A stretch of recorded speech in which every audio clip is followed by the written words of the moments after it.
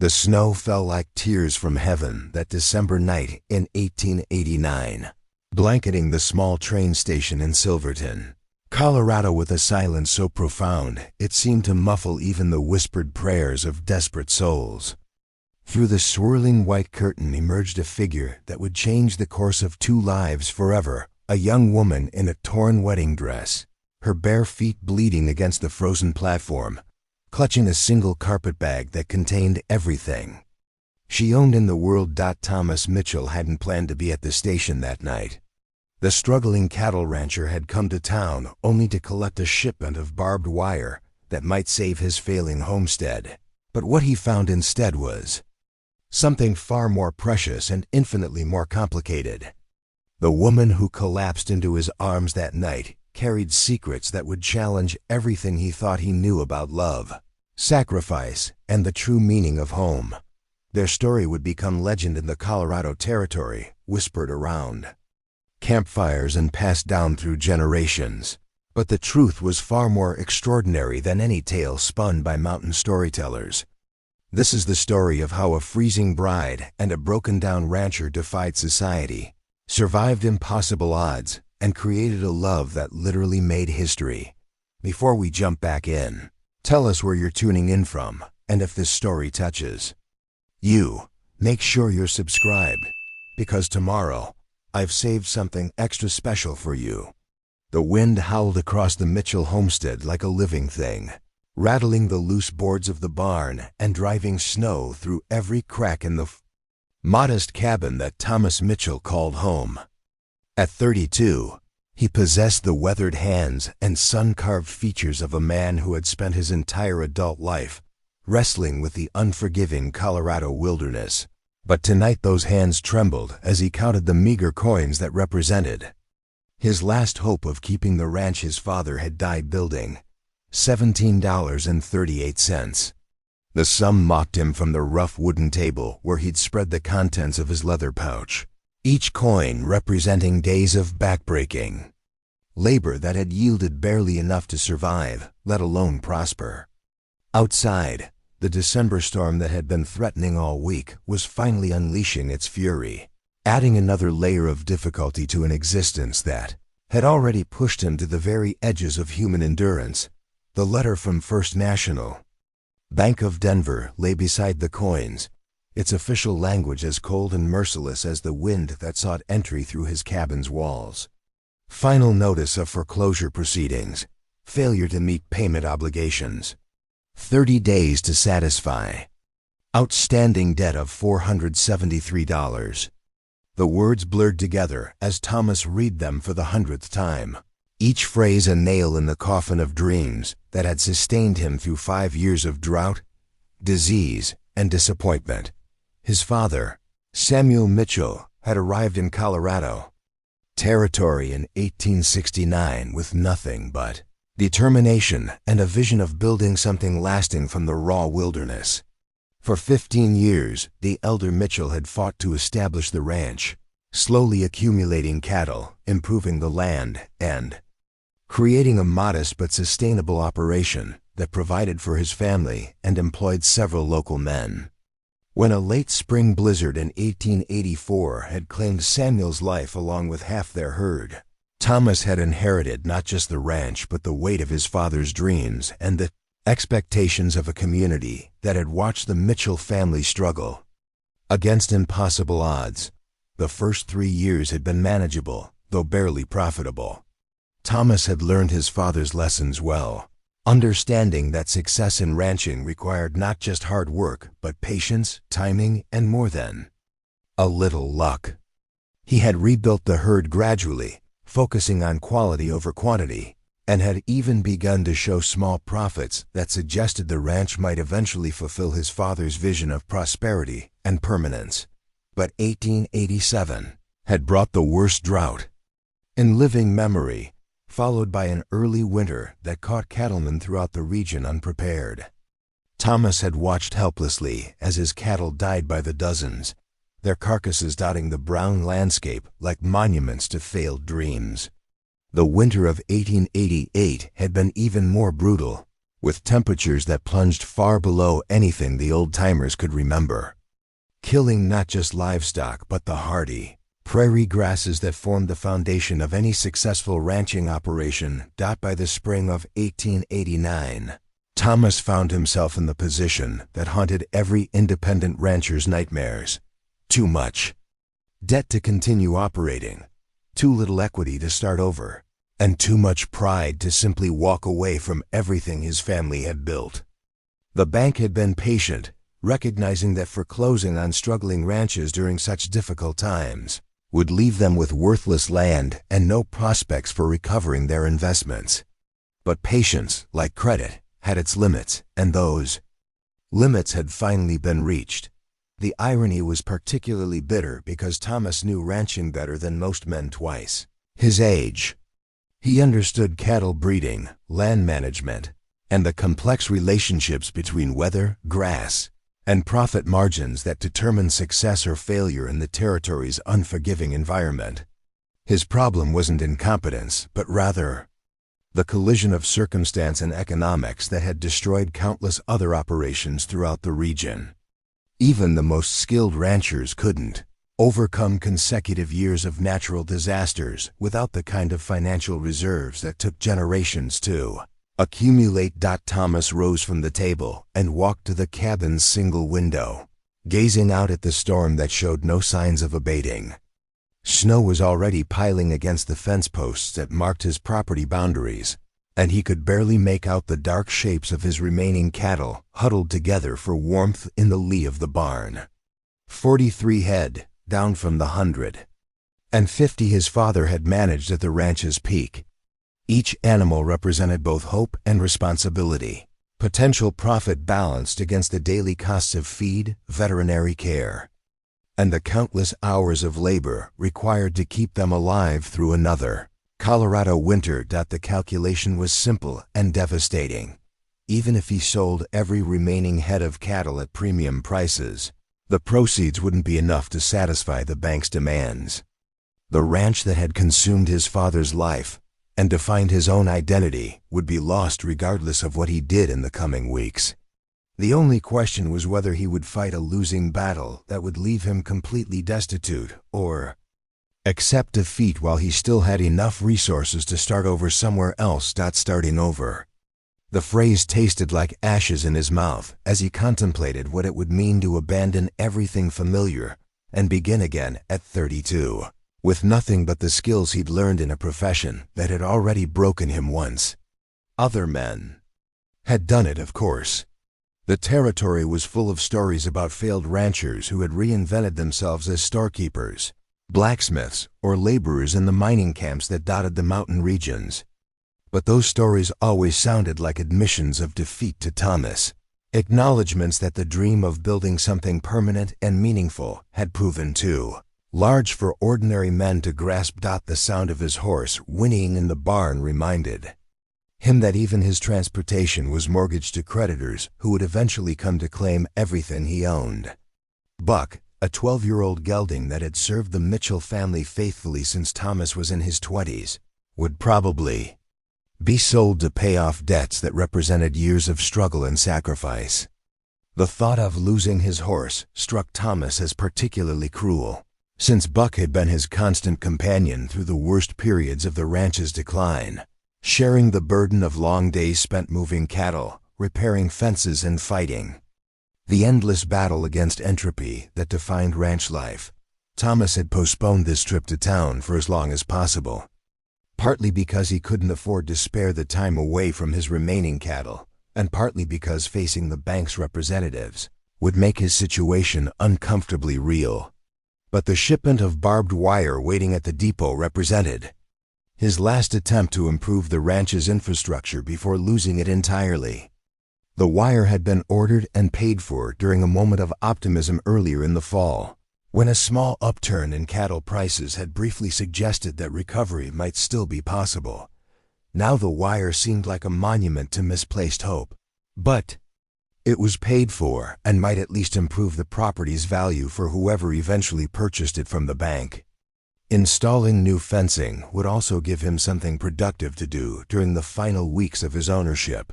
a way of honoring his father's memory by maintaining the ranch's infrastructure even as he prepared to lose it.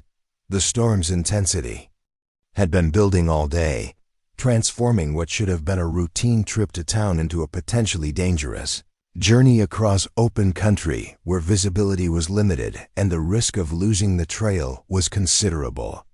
Thomas had grown up in this country and knew its moods and dangers as well as any man. But winter storms in the Colorado Territory could kill even experienced outdoorsmen who made small mistakes or encountered unexpected circumstances. Still, delaying the trip any longer would mean risking the possibility that the depot agent would return the shipment to the supplier, costing Thomas the money he'd already spent and eliminating his last opportunity to make improvements to the ranch. More importantly, completing this final project would provide a sense of closure, a way of ending his ranching career with dignity rather than simply walking away from responsibilities that had defined his adult life. As he prepared for the journey, Thomas found himself thinking about his father's stories of the early days, when survival had depended entirely on individual determination and the willingness to face whatever challenges the territory presented. Samuel Mitchell had often said that Colorado didn't owe anyone a living, but it would provide opportunities for those brave enough to seize them and stubborn enough to hold on when circumstances turned difficult. Perhaps his father's philosophy had been too simple for the complex economic realities that now govern success and failure in the territory. Or perhaps Thomas simply lacked the combination of luck and timing that separated successful ranchers from those who struggled and ultimately failed. Either way, the dream that had sustained 2 generations of Mitchell men was about to end, not with dramatic gestures or heroic struggles, but with the quiet, bureaucratic process of foreclosure and public auction, the decision to make the trip. That night, despite the storm, would prove to be the most important choice Thomas Mitchell ever made, though he had no way of knowing it as he saddled Buck and prepared to ride into a blizzard that would change his life forever. All he knew was that completing this final task would allow him to face whatever came next with the knowledge that he had fulfilled his obligations and honored his father's memory, even in defeat. As he urged Buck into the swirling snow, Thomas couldn't have imagined that the storm carrying him toward town was also carrying someone else toward a destiny that would transform both their lives and create a love story that would indeed make history. Preparing and narrating this story took us a lot of time, so if you are enjoying it, subscribe to our channel. It means a lot to us. Now back to the story. The silver-plated mirror in the Pemberton Mansion's bridal suite reflected a face that Catherine Elizabeth Hartwell barely recognized as her own. Beneath the delicate Belgian lace veil that had adorned 3 generations of Pemberton brides, her green eyes held a desperation that no amount of powder or rouge could disguise. The wedding dress, a masterpiece of silk and pearls that had cost more than most families earned in a year, felt like an elegant prison designed to transform her from a person into a possession. Outside the frost-covered windows of the Boston estate, December snow fell with the same relentless determination that had characterized every aspect of her life since childhood. Catherine had been born into a world where every decision was made for her, every path predetermined by social expectations and family obligations that left no room for individual desires or dreams. At 24, she possessed a keen intelligence that had been carefully channeled into acceptable feminine pursuits, a spirit of adventure that had been systematically suppressed, and a growing certainty that marriage to Reginald Pemberton would destroy whatever remained of her authentic self.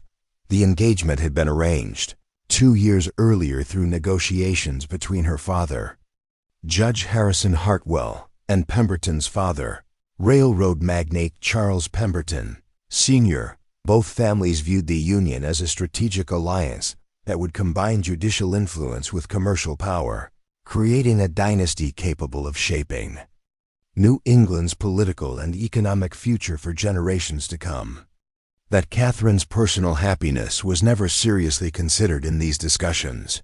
seemed natural to everyone involved except Catherine herself. Reginald Pemberton was, by all conventional measures, an ideal husband for a woman of her social standing. 28 years old, Harvard-educated, heir to a railroad fortune worth millions, and possessed of the kind of refined manners that Boston society valued above all other qualities. He treated her with the careful courtesy due to a valuable acquisition, spoke to her in the patronizing tone reserved for children and household pets, and had made it clear that her role in their marriage would be purely decorative and reproductive.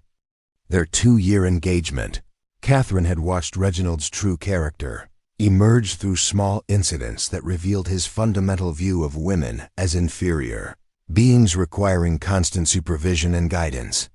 He had forbidden her from reading novels he deemed inappropriate, insisted that she abandon her interest in the suffrage movement that was gaining momentum throughout the country, and made it clear that once they were married, her social activities would be limited to those that enhanced his business prospects and political ambitions. The final revelation of what her marriage would entail had come just 3 days before the wedding. During a conversation with Reginald's sister Margaret, a bitter woman whose own marriage had transformed her from a spirited young woman into a hollow-eyed shadow who moved through life with the mechanical precision of a wind-up doll, Margaret had taken Catherine aside after a family dinner to offer what she called practical advice about married life.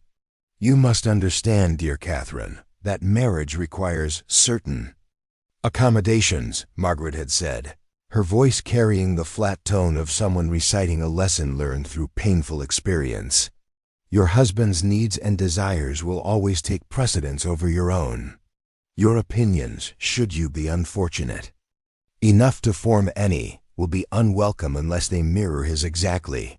Your function will be to provide him with sons, manage his household, and serve as an ornament to his success." The conversation had continued for nearly an hour, with Margaret methodically destroying every romantic notion Catherine had retained about marriage and love. She learned that Reginald expected complete submission in all matters, that his mother would supervise her domestic arrangements until she proved capable of managing them independently, and that any attempt to maintain friendships or interests that didn't serve family purposes would be viewed as disloyalty and rebellion. "The sooner you abandon any thoughts of independence or personal fulfillment, the easier your adjustment will be," Margaret had concluded with the kind of brutal honesty that comes from witnessing others approach the same trap that had ensnared her. Resistance only makes the process more painful. Acceptance, however bitter, is the path to what passes for peace in marriages like ours. That night, Catherine had lain awake staring at the ceiling of her childhood bedroom, finally understanding that she faced a choice between living as herself or living as the person society expected her to become. The wedding dress hanging in her wardrobe represented not celebration, but surrender, the beautiful prison that would contain her for the rest of her life. The idea of escape had formed slowly, like a flower blooming in darkness. She had read stories about the American West, tales of men and women who had left everything familiar behind to build new lives in territories where social conventions mattered less than courage and determination. These stories, dismissed by her family as romantic fantasies unsuitable for serious consideration, had planted seeds of possibility that grew stronger with each passing day. Catherine possessed certain advantages that made escape theoretically possible. Her grandmother had left her a small inheritance that was held in trust until her marriage, money that she could access through careful manipulation of her father's law clerk, who had always been sympathetic to her situation. She also had knowledge of train schedules and routes gleaned from her father's business correspondence, information that could help her reach destinations where the Hartwell and Pemberton names carried no weight or influence. More importantly, she possessed something that many women of her class lacked: practical skills learned during summers spent with her Aunt Sarah in rural Vermont. Aunt Sarah, the family's unofficial rebel, had taught Catherine to cook, sew, manage household accounts, and perform dozens of other tasks that would be essential for survival outside the protected environment of Boston society. These skills, acquired over the objections of her mother, who viewed them as beneath their social station, now represented her only hope of independence. The morning of her wedding dawned with crystalline clarity that seemed to mock the confusion and desperation that had kept Catherine awake all night. Servants bustled through the mansion preparing for a celebration that would host 300 guests, including governors, senators, and business leaders whose presence would cement the political alliance that her marriage represented. Every detail had been planned with military precision, every moment choreographed to demonstrate the wealth and influence of two families joining forces. As her lady's maid, Mrs. Crawford, helped her into the elaborate wedding dress, Catherine made her final decision. She would go through the morning preparations to avoid suspicion, but before the ceremony began, she would disappear into the December storm that was already beginning to blanket the city with snow. It was a desperate plan with little chance of success, but it was the only alternative to a life of elegant servitude that would slowly destroy everything she valued about herself. "You look beautiful, Miss Catherine," Mrs. Crawford said, adjusting the veil with practiced efficiency. "Mr. Pemberton is a fortunate man indeed." Catherine studied her reflection one final time, memorizing the face of the woman she would cease to be once she walked out of this room. The jewelry, the dress, the carefully arranged hair, all of it represented a life she was about to abandon forever. When she next looked in a mirror, she would be someone else entirely, or she would be dead.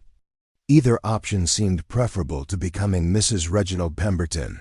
The house guests were already arriving when Catherine slipped down the servants' staircase with a single carpet bag containing the few possessions she could carry without attracting attention. Her grandmother's jewelry, converted to cash through a discreet transaction with a pawnbroker the previous week, was sewn into the lining of her heaviest coat. The simple traveling dress she wore beneath her wedding gown would have to suffice until she could reach a destination where she could safely purchase other clothing. The storm that had been threatening all morning finally broke just as Catherine reached the kitchen entrance that led to the stable yard. Snow began falling in heavy, wind-driven sheets that would provide perfect cover for her escape while making travel increasingly dangerous.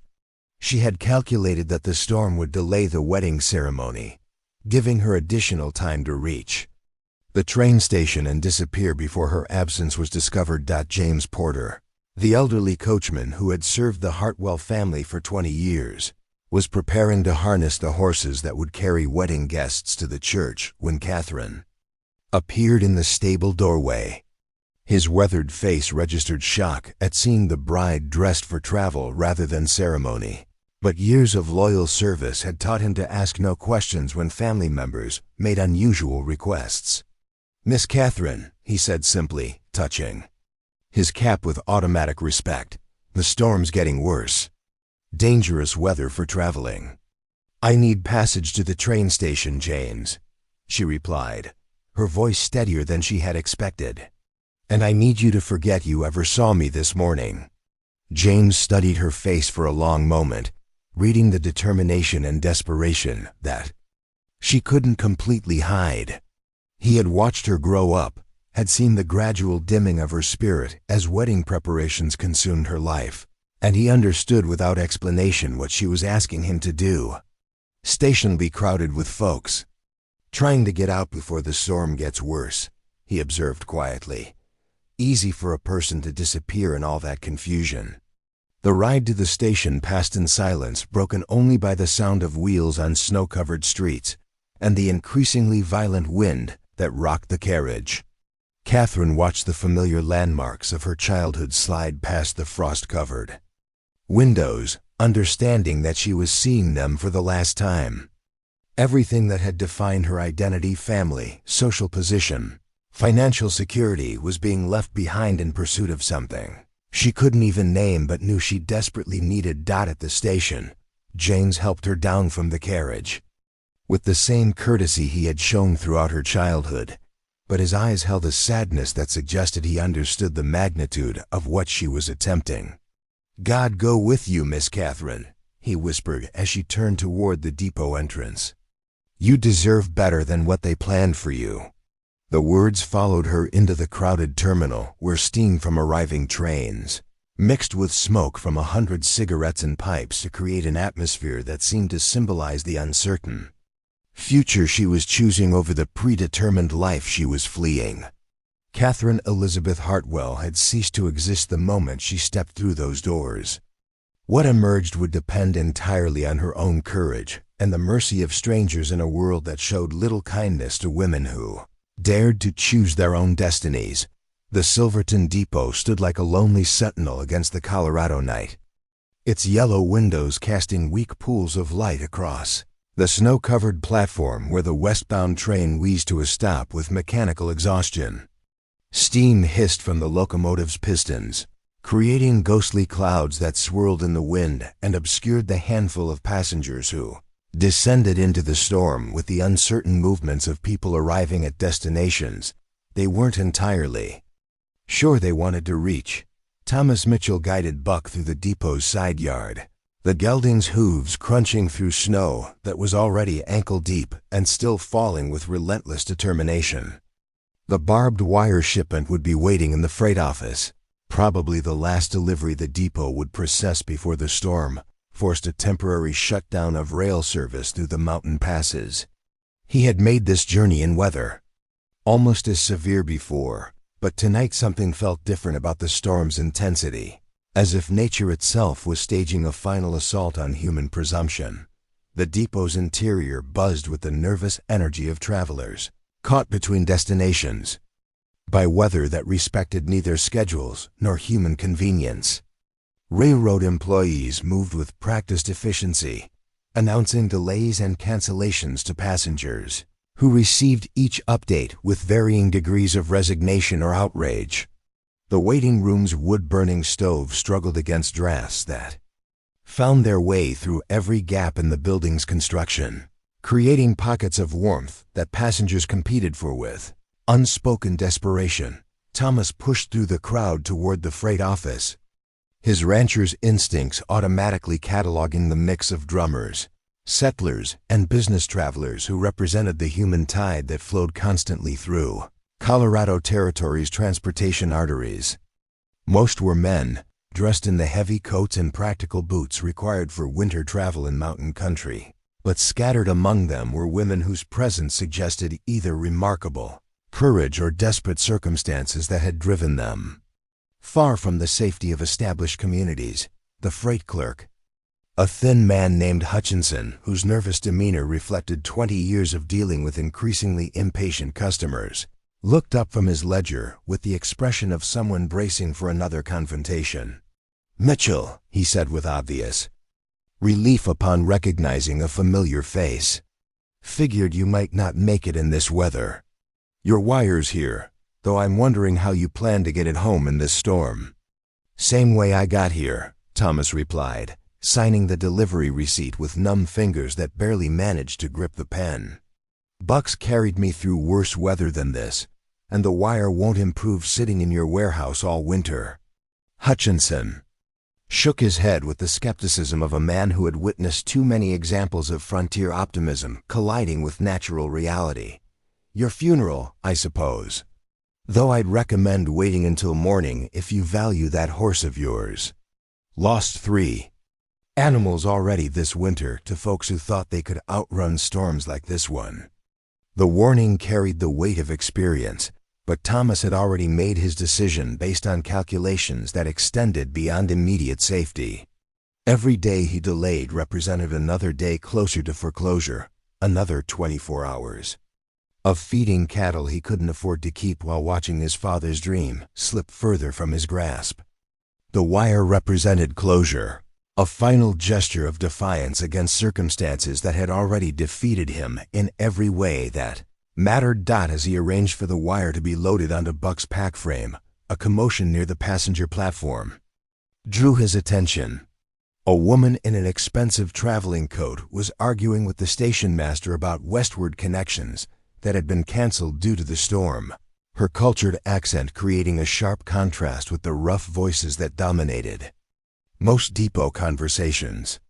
Even from a distance, Thomas could see that she was clearly out of place in this environment, her bearing and dress suggesting origins far removed from the practical realities of frontier travel.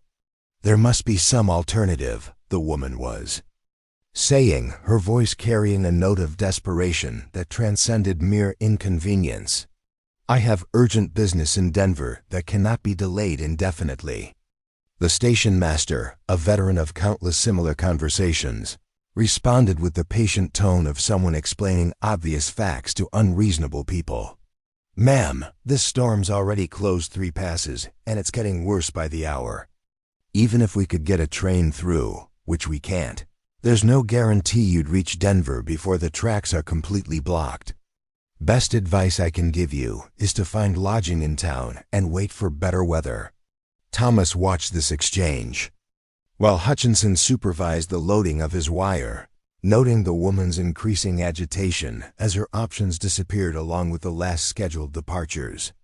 She possessed the kind of refined beauty that belonged in drawing rooms and theater boxes, not in railroad depots during blizzards, and her presence in Silverton under these circumstances suggested a story that probably didn't bear close examination.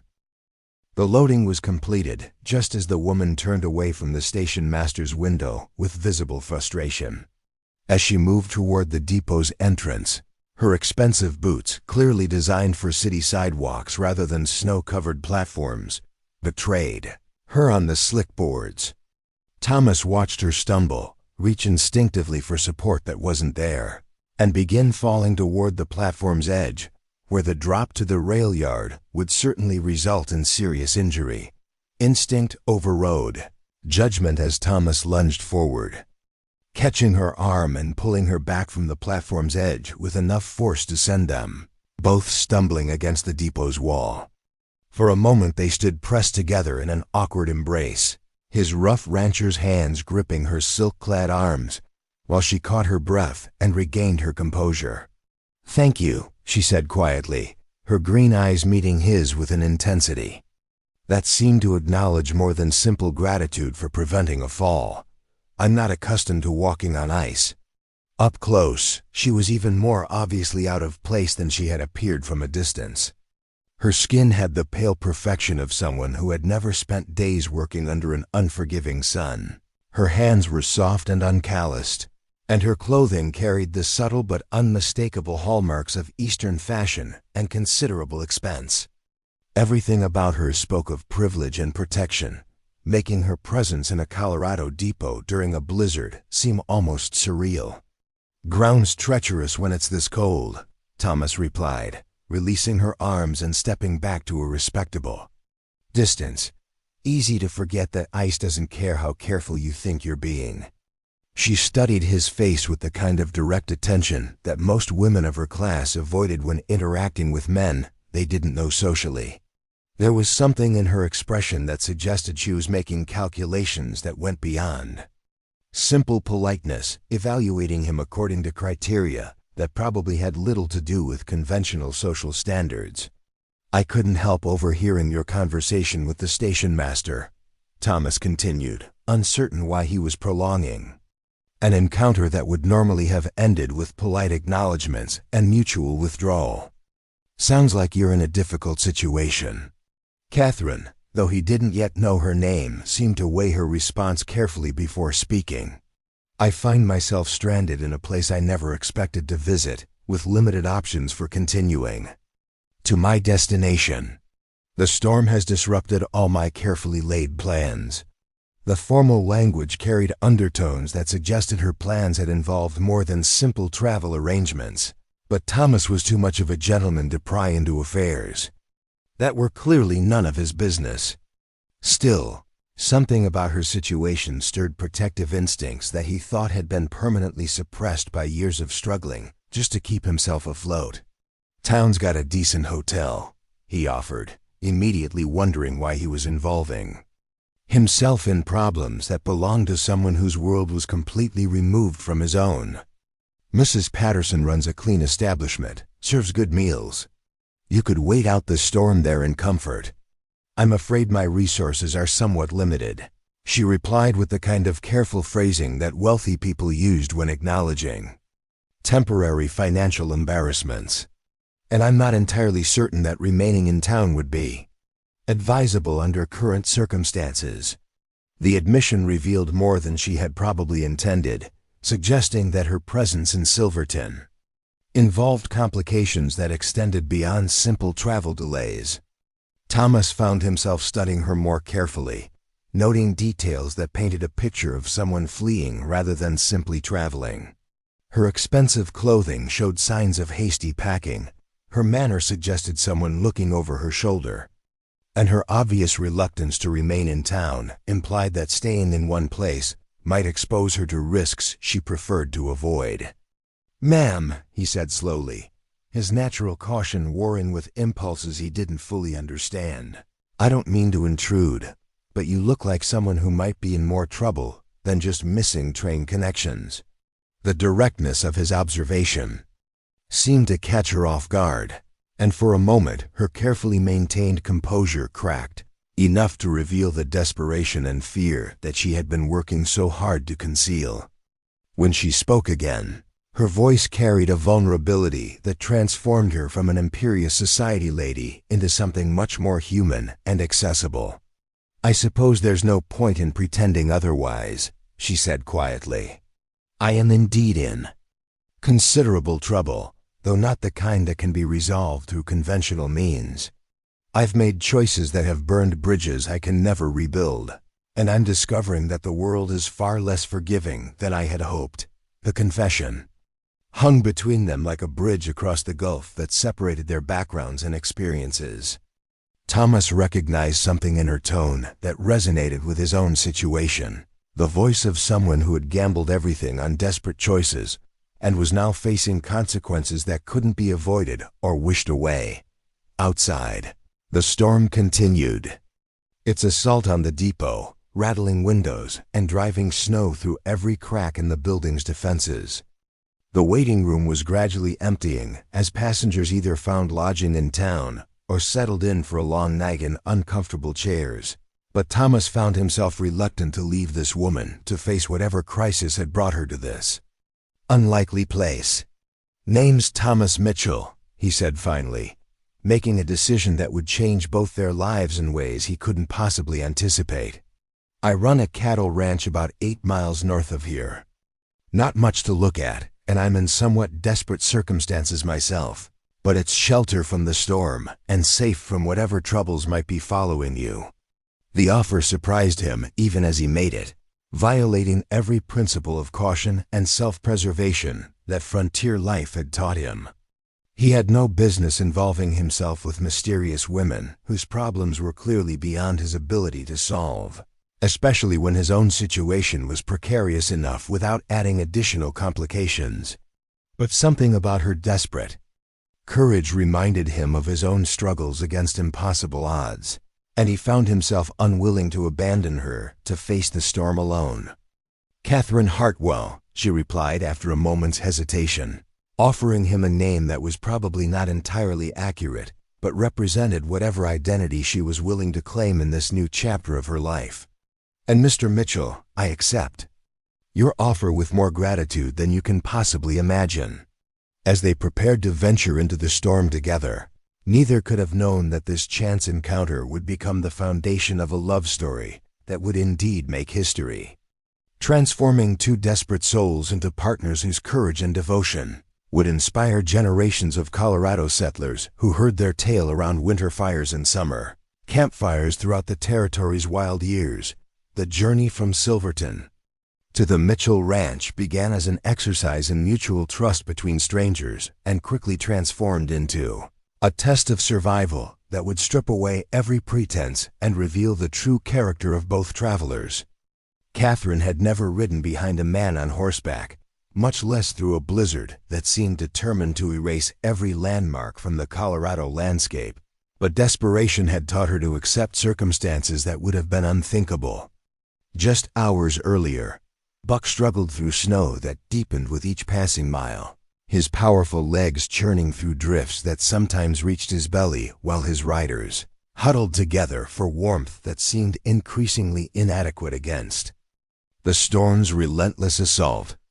Thomas had wrapped Catherine in his heaviest coat, leaving himself exposed to wind that cut through his wool shirt like a blade. But even this gesture of protection couldn't prevent the bone-deep cold that gradually sapped their strength and numbed their ability to think clearly. How much further? Catherine called over the wind's howl, her cultured voice barely audible above the storm's symphony of destruction. She had stopped feeling her feet an hour ago, and her hands, even wrapped in Thomas's spare gloves, had begun the dangerous transition from painful cold to complete numbness that signaled the early stages of frostbite. "Maybe 3 miles, Thomas replied, though his own certainty was wavering as familiar landmarks disappeared beneath accumulating snow, and the trail markers that normally guided him home became invisible in the swirling white chaos.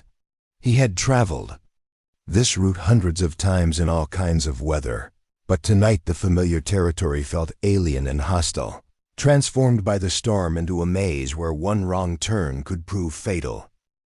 Buck stumbled suddenly, his footing betrayed by ice hidden beneath the snow, and for a terrifying moment, the horse struggled to regain his balance while his riders clung, desperately to avoid being thrown into drifts that could easily conceal rocks or fallen branches capable of inflicting serious injury. The gelding's recovery was a testament to his experience and sure-footedness, but the incident served as a stark reminder of how quickly their situation could deteriorate from merely difficult to genuinely life-threatening. Catherine's arms tightened around Thomas's waist as she fought against the panic that threatened to overwhelm her rational mind. Everything about this situation violated every principle of safety and propriety that had governed her previous existence, yet she found herself trusting completely in the competence of a man she had known for less than 2 hours. The contrast between her morning's pampered existence in a Boston mansion and her current circumstances seemed so extreme that it felt like a dream or perhaps a nightmare from which she might eventually awaken. But the cold was too immediate and penetrating to be imaginary, and the strength of Thomas's body against which she pressed for warmth was undeniably real. She could feel the tension in his muscles as he guided Buck through increasingly treacherous terrain, could sense his growing concern about their ability to reach shelter before the storm overwhelmed them completely. For the first time in her life, she was experiencing genuine physical danger, and the knowledge was both terrifying and oddly liberating. "There," Thomas said suddenly, pointing toward a barely visible smudge of yellow light that flickered through the snow like a distant star. "That's home." The Mitchell cabin emerged from the storm like a refuge from a fairy tale, its modest dimensions made magnificent by the promise of warmth and safety it represented. Smoke rose from the chimney despite the wind's attempts to disperse it, and the yellow glow from the windows suggested heat and light that seemed almost miraculous after their ordeal in the howling darkness. Buck seemed to sense their destination and quickened his pace despite his exhaustion, carrying them toward salvation with the last reserves of strength that had sustained him through the worst journey of his long career. Thomas dismounted first, his legs unsteady after hours in the saddle, during which the cold had stiffened every joint and muscle in his body. He reached up to help Catherine down, noting with concern that her movements were clumsy and uncertain, suggesting that the cold had affected her more severely than she had admitted during their journey. As her feet touched the ground, her legs buckled completely, and only his quick reflexes prevented her from collapsing into the snow. "Can't feel my feet," she said through chattering teeth, her usual precise diction slurred by cold and exhaustion.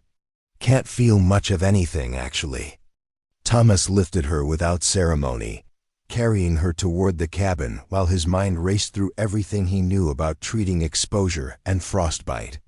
His father had been caught in a similar storm years earlier and had nearly lost 2 toes to cold injury, an experience that had taught the Mitchell family to respect winter's capacity for permanent damage to human flesh.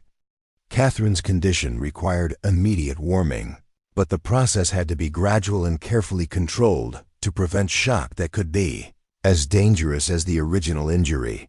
The cabin's interior struck Catherine like a physical blow of warmth and safety that almost brought tears to her eyes. After hours of fighting the storm's attempt to freeze them solid, the modest room felt like the most luxurious palace she had ever entered. The wood-burning stove radiated heat that seemed to penetrate her chilled bones, while kerosene lamps provided light that banished the terrifying darkness they had struggled through to reach the sanctuary. Thomas deposited her in the chair closest to the stove and immediately began examining her hands and feet for signs of serious cold injury. His touch was gentle but professional, the careful attention of someone who understood that frostbite could result in permanent damage or amputation if not treated properly. Catherine watched his face as he worked, noting the concentration and genuine concern that suggested he viewed her welfare as a serious responsibility rather than merely an inconvenience imposed by circumstances. "Fingers look good," he said after a careful examination. "Some superficial frostbite on your cheeks and nose, but nothing that won't heal completely with proper care. Your feet are the main concern. You've lost a lot of sensation, but I don't see any of the white or gray discoloration that would indicate serious tissue damage." The clinical assessment was delivered with the matter-of-fact tone of someone accustomed to dealing with injuries and medical emergencies without the luxury of professional help. Catherine realized that Thomas had undoubtedly acquired basic medical knowledge through necessity, living in an environment where the nearest doctor might be days away and survival often depended on individual competence in treating everything from wounds to illness. "What do we do?" she asked, surprised by her use of the plural pronoun that seemed to assume a partnership in addressing the situation. During her previous life, medical emergencies had been handled by others while she remained a passive recipient of care and attention. Now she found herself wanting to participate actively in her own recovery, to prove that she could be useful rather than merely ornamental. "Gradual warming," Thomas replied, moving to the stove to heat water in a large pot that looked like it had served many similar purposes over the years. Too much heat too fast can cause more damage than the original cold injury. "We'll start with warm, not hot water for your feet, and gradually increase the temperature as circulation returns." As he prepared the treatment, Catherine studied her surroundings with the attention of someone seeing a completely different world for the first time. The cabin was spartanly furnished but scrupulously clean, with everything arranged according to principles of utility rather than decoration. Books lined one wall, far more books than she had expected to find at a rancher's home, and she could see titles that suggested their owner possessed both intellectual curiosity and considerable education. "You're surprised by the books," Thomas observed, following her gaze to the improvised library that represented his primary luxury in an otherwise austere existence. "Most people don't expect to find literature in a place like this." "I confess I am surprised," Catherine admitted, "though I'm beginning to realize that my assumptions about frontier life may be largely inaccurate." Thomas smiled, the first genuinely relaxed expression she had seen from him since their meeting at the depot. "My father believed that education was the only inheritance that couldn't be lost to bad weather or worse luck. He insisted that I learn to read everything I could get my hands on, said that books were the only way to benefit from other people's experiences without having to repeat all their mistakes." The explanation revealed another dimension of Thomas's character that challenged Catherine's preconceptions about frontier society. Here was a man who combined physical competence with intellectual sophistication, someone who could navigate both the practical demands of ranching and the abstract pleasures of literature and philosophy. The combination was intriguing and entirely unlike any man she had known in Boston's constrained social circles. As Thomas began the careful process of warming her feet, Catherine found herself studying his handiwork hardened, but surprisingly gentle, capable of both the rough labor required by ranch life and the delicate attention necessary for medical treatment. Everything about him suggested competence earned through experience rather than assumed through social position, a fundamental honesty that contrasted sharply with the carefully manufactured personas that dominated her previous world. "You saved my life tonight," she said quietly, watching steam rise from the basin of warm water that would begin her recovery. "I don't suppose I would have survived that storm without your help." "You might be stronger than you think," Thomas replied, testing the water temperature with his elbow in the careful manner of someone who understood that skin temperature was an unreliable guide when treating cold injuries. People often discover capabilities they never knew they possessed when circumstances require it. The observation seemed to carry weight beyond simple comfort, suggesting that he saw something in her that she hadn't yet recognized in herself. As he guided her feet into the warm water and began the process of restoration that would return sensation and function to her frozen extremities, Catherine felt something beginning to thaw inside her that had nothing to do with physical temperature. Outside, the storm continued its assault on the cabin, but within the circle of warmth and safety that Thomas had created, two people who had started the day as strangers began the delicate process of discovering who they might become together. Storm raged for 3 days, transforming the Colorado landscape into an alien world of white silence, broken only by the wind's relentless howling around the cabin's corners. During those 72 hours of enforced isolation, Thomas Mitchell and Catherine Hartwell discovered that survival required more than merely staying warm and fed. It demanded a level of honesty and vulnerability that neither had experienced. In their previous lives, Catherine's recovery from her brush with frostbite proceeded slowly but steadily under Thomas's careful attention.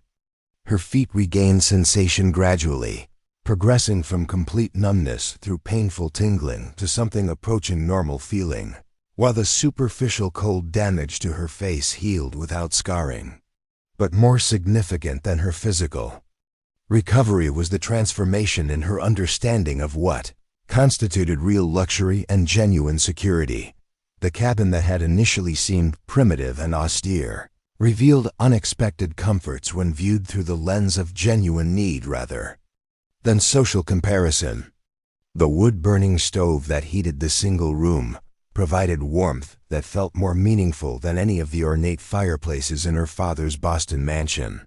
The simple meals that Thomas prepared from basic ingredients, beans, salt pork, cornbread, baked in a Dutch oven satisfied hunger in ways that elaborate formal dinners had never achieved.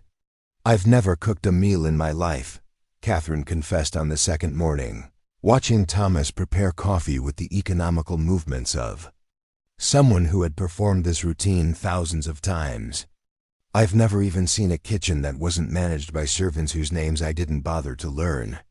The admission came easily, part of a broader process of revelation that the storm's isolation seemed to encourage. Without the familiar markers of social position and established roles, both of them were discovering aspects of themselves that had been hidden or suppressed by the expectations of their previous lives. "Cooking's just another skill," Thomas replied, adjusting the coffee pot's position over the coals with a stick worn smooth by years of use. "Like reading or writing or any other useful ability.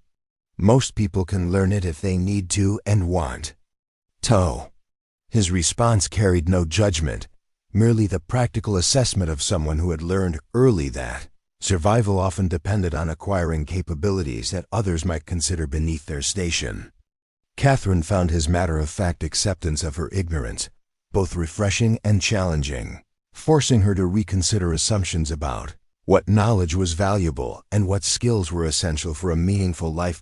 As the hours passed, she began insisting on helping with basic tasks despite her inexperience and frequent mistakes. Her first attempt at making cornbread resulted in a dense, barely edible mass that they ate anyway while laughing about the gap between theory and practice. Her efforts to tend the fire produced more smoke than heat until Thomas showed her subtle adjustments that controlled airflow and combustion. Each small success felt like a victory over limitations that had been imposed by circumstances rather than chosen by preference.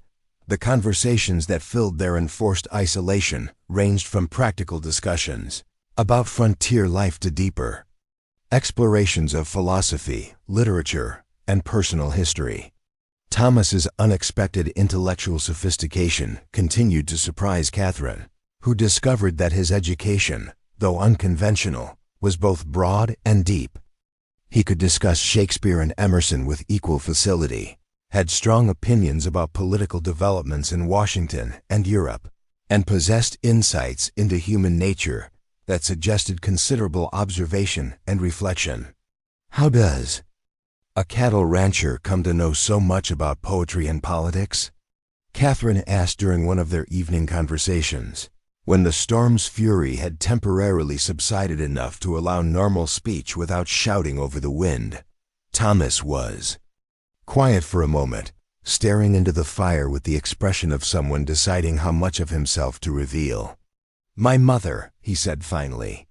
"She was a schoolteacher before she married my father. Came west from Ohio with ideas about education and improvement that she never abandoned, even when frontier life made such things seem impractical." The simple statement opened a door to memories that Thomas rarely shared, stories about a woman who had insisted on bringing civilization to the wilderness through force of will and stubborn determination. Margaret Mitchell had established the first school in their area, teaching not only reading and arithmetic, but also literature, history, and natural philosophy to children whose parents sometimes questioned the value of such learning. She used to say that the frontier would either elevate people or degrade them, depending on what they brought with them and what they insisted on maintaining. Thomas continued. She was determined that her family would be among those who helped build something better, rather than simply surviving in something crude. Catherine listened with growing understanding of how Thomas had developed the combination of practical competence and intellectual curiosity that defined his character. His mother's influence explained not only his education, but also his instinctive courtesy toward women and his assumption that intelligence was valuable regardless of its source or the circumstances in which it was expressed. "What happened to her?" Catherine asked gently, sensing that the story carried painful elements that might explain why. Thomas lived alone in a cabin that showed no signs of recent feminine influence. "Influenza, winter of '81, Thomas replied with the flat tone that people used when discussing losses too deep for elaborate explanation. "Took her and my younger sister both within a week. Father never quite recovered from losing them. I think part of him died with them, and the rest just took a few years to follow." The revelation explained much about Thomas's current situation that had puzzled Catherine. She had wondered why a man of his obvious capabilities and character remained unmarried and isolated. But now she understood that grief had shaped his choices in ways that made emotional connection seem dangerous rather than desirable. His willingness to risk his own safety to help a stranger suggested a fundamentally generous nature, but his solitary lifestyle indicated deep wounds that had never properly healed. Catherine found herself wanting to offer comfort, but her own experience with loss was limited to the kind of social disappointments that seemed trivial in comparison to watching family members die from disease that medical science was powerless to prevent. Instead, she shared her own story of isolation within privilege, describing how her mother's social ambitions and her father's political calculations had created a life that was comfortable but emotionally barren. "I was never allowed to form genuine friendships," she explained, curled in the chair closest to the stove with one of Thomas's books in her lap. "Every relationship had to serve family purposes, advance father's career, enhance our social position, or provide useful connections for future exploitation. By the time I was old enough to understand what real affection might feel like, I had no idea how to recognize it or create it. The confession revealed the profound loneliness that had driven her desperate flight from Boston, a isolation that was perhaps more complete than Thomas's chosen solitude because it had been imposed by circumstances she couldn't control rather than selected as protection against further pain. Her engagement to Reginald Pemberton had represented the final transformation from person to property, the moment when even the pretense of individual identity would be abandoned in service of family ambition. "What will you do when the storm ends?" Thomas asked, the question that both of them had been avoiding since her arrival. "The trains will be running again, and whatever you were fleeing will still be waiting to be faced or escaped." Catherine had been dreading this conversation, knowing that the temporary sanctuary of the cabin couldn't last indefinitely, and that eventually she would have to make decisions about a future that seemed equally impossible, regardless of what direction she chose. Returning to Boston would mean facing the scandal of her abandoned wedding and probable legal complications related to Reginald's financial expectations. Continuing west would mean surviving alone in a world for which she was completely unprepared. "I honestly don't know," she admitted. "Every option seems to lead to disaster of one kind or another. I can't go back to what I was, but I don't know how to become anything else." Thomas studied her face in the flickering lamplight, seeing something that made him lean forward with sudden intensity. "What if you didn't have to choose between going back or continuing alone?" he asked quietly. "What if there was a third option that neither of us had considered before tonight?" The question hung between them like a bridge across an impossible chasm, suggesting possibilities that neither had dared to voice despite the growing intimacy of their shared isolation. Catherine felt her heart accelerate as she understood the implications of what he might be suggesting, while simultaneously recognizing that such a choice would require courage that she wasn't certain she possessed. "Thomas," she said carefully, "I need you to understand that I'm not the same person who stepped off that train 3 days ago. Whatever I was before, whatever I represented or symbolized, that woman is gone. What's left is someone I'm still discovering, someone whose capabilities and limitations are completely unknown." "Maybe that's exactly what makes it possible," Thomas replied.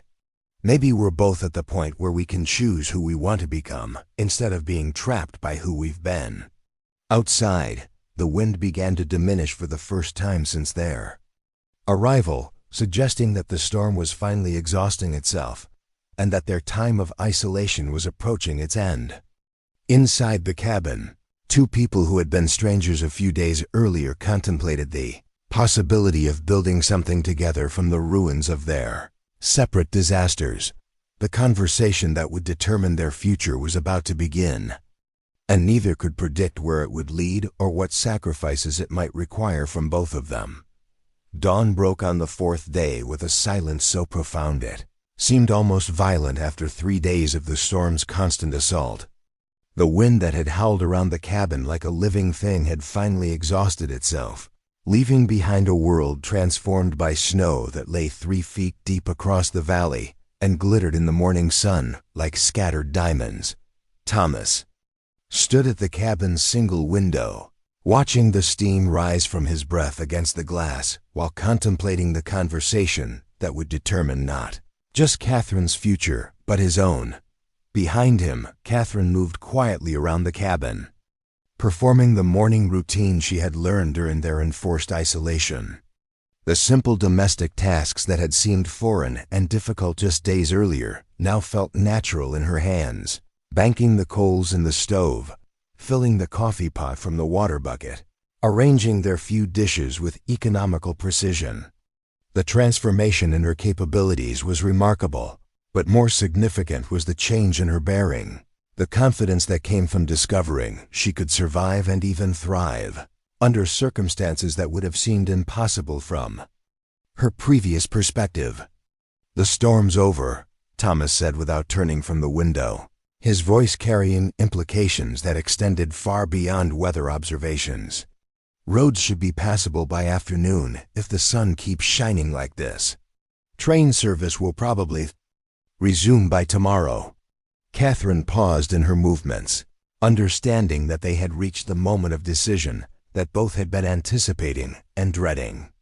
The sanctuary of enforced isolation was ending, and the real world with all its complications and demands was about to reclaim them. Whatever choices they made in the next few hours would determine whether their unexpected encounter would become a brief interlude in otherwise separate lives, or something that fundamentally altered both their destinies. "I've been thinking about what you said last night," she replied carefully, setting the coffee pot on the stove with deliberate precision.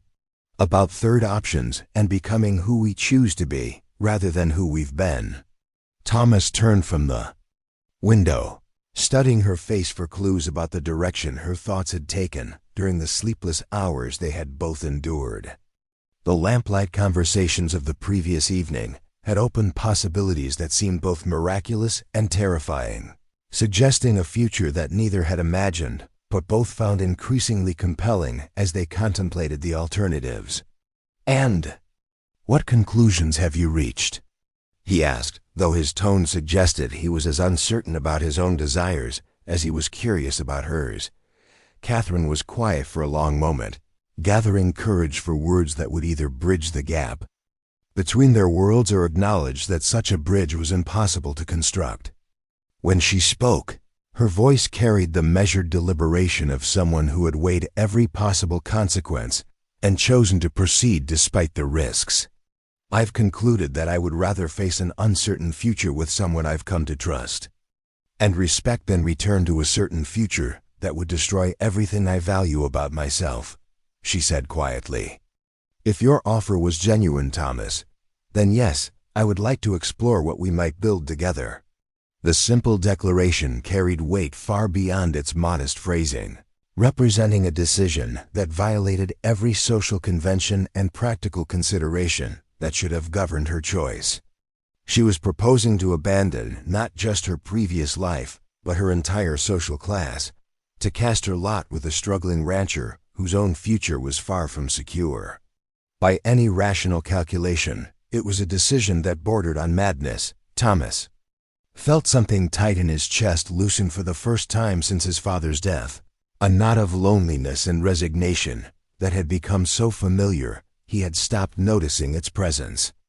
The possibility of partnership, of sharing both burdens and hopes with someone who understood the value of simple things and honest work, seemed almost too good to believe after years of solitary struggle against impossible odds. "Catherine," he said, moving closer but maintaining the respectful distance that had characterized all their interactions despite their growing intimacy, "I need you to understand what you'd be choosing. This ranch is failing. I'm going to lose it to the bank within the month unless something miraculous happens. I can offer you hard work, uncertain prospects, and a life that bears no resemblance to anything you've known before." His honesty was both refreshing and daunting, a clear-eyed assessment of realities that romantic sentiment couldn't overcome. But Catherine had spent 3 days learning that her previous existence, for all its material comforts, had provided none of the satisfaction she had discovered in simple accomplishments and genuine partnership. The prospect of poverty seemed less frightening than the certainty of spiritual death that awaited her in Boston. "And I need you to understand what I'd be bringing to this partnership," she replied with matching candor. "A woman with no practical skills, no money beyond the few dollars I carry, and a past that includes powerful enemies who won't simply forget my existence. I'm also someone who has never faced real hardship and might discover that courage is easier to maintain in theory than in practice." The mutual acknowledgement of limitations and risks created a foundation of honesty that would prove essential for weathering the challenges ahead. Neither was entering this partnership with illusions about the other, or romantic fantasies about overcoming obstacles through love alone. They were two pragmatic adults choosing to face uncertain futures together, rather than certain defeat apart. "There's something else," Thomas continued, his expression growing more serious. "If we're going to do this, it has to be legal and proper. I won't have you living here under circumstances that compromise your reputation or my standing in the Community. We'd need to be married, and soon. The practical necessity of marriage raised considerations that neither had fully explored during their philosophical discussions of partnership and shared futures. Marriage would provide legal protection for Catherine and social respectability for their arrangement, but it would also create bonds that couldn't be easily dissolved if their experiment in partnership proved unsuccessful. Catherine understood the implications but found herself oddly relieved by Thomas's insistence on propriety. His concern for her reputation demonstrated the fundamental decency that had attracted her to him, while the legal framework of marriage would provide structure and commitment that purely voluntary arrangements lacked. "I accept your proposal, Thomas Mitchell," she said with a smile that transformed her entire face, revealing a warmth and happiness that her previous life had never allowed her to express. "Though I should warn you that I know nothing about being a ranch wife and will undoubtedly prove expensive to train." Thomas laughed, the first genuinely joyful sound that had echoed through the cabin since Catherine's arrival, and moved to take her hands in his work-roughened grip. "I suspect you'll learn faster than you think," he said. "And I suspect we'll both discover capabilities we never knew we possessed." The engagement, if it could be called that, was sealed not with a kiss but with a handshake that carried the weight of a business partnership as much as a romantic commitment. Both understood that their success would depend on practical cooperation and mutual respect rather than passionate emotion, though the foundation for deeper feelings was clearly present in their growing attraction and compatibility. "We'll need to go to town today," Thomas said, shifting immediately into planning mode as he contemplated the logistics of transforming their theoretical partnership into legal reality. "See the minister about performing a ceremony, visit the bank to explain my new circumstances, and send telegrams to anyone who needs to know about these developments." The mention of telegrams reminded Catherine of the world she was leaving behind and the people who would soon discover her disappearance. Her family would be frantic with worry and rage, while Reginald's family would be dealing with the social embarrassment and financial complications of an abandoned wedding. The scandal would be enormous, but distance and time would eventually diminish its impact on her daily life.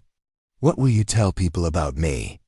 she asked, recognizing that Thomas's reputation in the community would be affected by his sudden marriage to a mysterious woman from the East.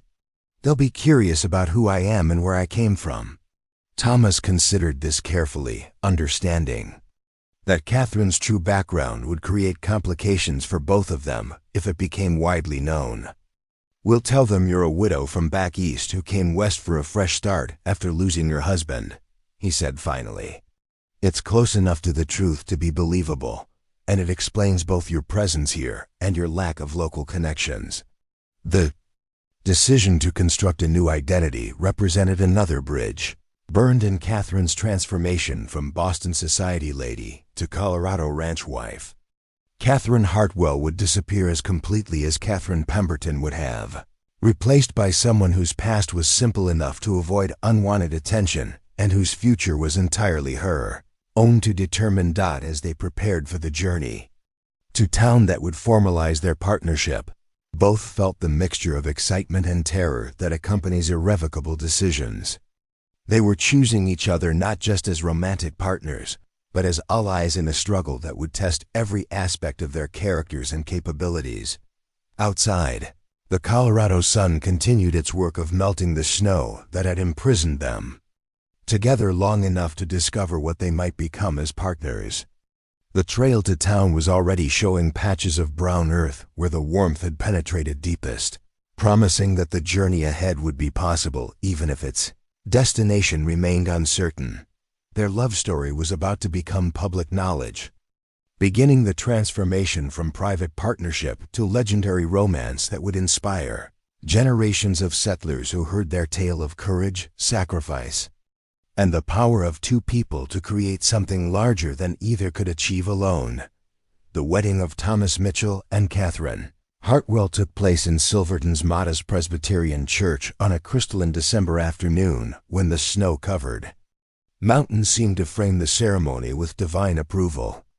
Reverend Joshua Patterson, a weathered frontier minister who had performed more funeral services than weddings during his tenure in Colorado Territory, pronounced them husband and wife before a congregation of 12 curious townspeople who had gathered more from speculation than celebration. Catherine wore a simple blue dress purchased that morning from Mrs. Henderson's general store, its practical wool construction a stark contrast to the elaborate silk and lace creation she had abandoned in Boston just 5 days earlier. The transformation in her appearance was complete. Gone was the pampered society lady whose every need had been anticipated by servants, replaced by a woman whose calloused hands and sun-touched skin already showed evidence of her adaptation to frontier life. Thomas had exchanged his work clothes for the only suit he owned, a dark woolen outfit that had served for his father's funeral and every formal occasion since. Standing beside Catherine at the makeshift altar, he felt the weight of responsibility that came with taking a wife whose survival would now depend entirely on his ability to provide and protect in an environment that showed little mercy to those who failed to meet its demands. The ceremony itself was brief and practical, focusing on legal obligations rather than romantic sentiment. Reverend Patterson's words carried the authority of both civil and religious law, transforming two individuals into a legal partnership that would be recognized throughout the territory and beyond. When Thomas slipped his mother's plain gold wedding band onto Catherine's finger, the circle of metal represented not just their commitment to each other, but their shared determination to build something lasting from the fragments of their separate disasters. The wedding reception, such as it was, took place in the hotel dining room where Mrs. Patterson had prepared a modest meal for the small group of witnesses who represented Silverton's unofficial welcoming committee for newcomers. The conversation was carefully polite, with questions about Catherine's background answered according to the story they had rehearsed. A widow from Pennsylvania seeking a fresh start in Colorado's healing climate after losing her husband to CONSUMPT-ION. Dr. Samuel Morrison, the town's physician and unofficial leader of its small educated class, seemed particularly interested in the new Mrs. Mitchell's obvious refinement and education. "We don't often see ladies of your evident cultivation in these parts," he observed during the meal, his tone suggesting curiosity rather than suspicion. "I hope you'll find our community welcoming despite its rustic character." "I've already discovered that genuine kindness matters more than sophisticated surroundings," Catherine replied with careful diplomacy. "My husband has shown me that there's beauty and meaning to be found in simple things that I never appreciated during my previous life." The response satisfied most listeners while revealing enough truth to sound authentic. Catherine had indeed learned to value simplicity and authenticity over artifice and display, though the lesson had been compressed into days rather than the gradual evolution her words suggested. The real test of their marriage began the following morning when they returned to the ranch and faced the practical realities of building a life together while racing against financial disaster. The bank's foreclosure notice remained pinned to the cabin wall like a death warrant, its 30-day deadline now reduced to less than 3 weeks by the time lost to the storm and their hasty wedding.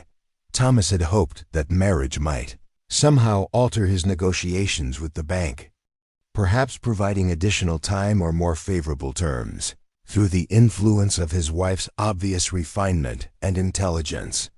Instead, he discovered that Catherine's mysterious background made bank officials more suspicious rather than more accommodating. Henry Morrison, the banker who held the ranch's mortgage, seemed particularly concerned about the sudden appearance of a woman whose past couldn't be thoroughly verified. "It's highly irregular, Thomas," Morrison said during their meeting the day after the wedding, his pale eyes moving between the newlyweds with undisguised skepticism. "A man facing foreclosure doesn't typically acquire a wife so conveniently. Are we to believe that your financial situation has somehow improved overnight?" The question carried implications that made Thomas's jaw tighten with suppressed anger.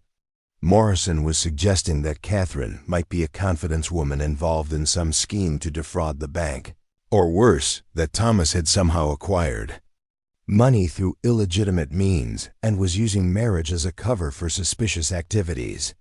"My wife's presence doesn't change my financial obligations," Thomas replied carefully, fighting to maintain the respectful tone that frontier courtesy demanded even in hostile circumstances. "I'm still responsible for the same debt, still committed to meeting my obligations as best I can." "And how do you propose to do that?" Morrison pressed, leaning back in his chair with the satisfied expression of a man who held all the advantages in a negotiation. "Your cattle operation has been declining for 2 years. You've missed 3 payments, and I see no evidence of any change in circumstances that would justify extending our patience further." The banker's assessment was brutally accurate, and Thomas had no ready answer that wouldn't sound like desperate pleading. His cattle were worth perhaps half the outstanding debt even at premium prices, and winter feeding costs were consuming his remaining resources at an unsustainable rate.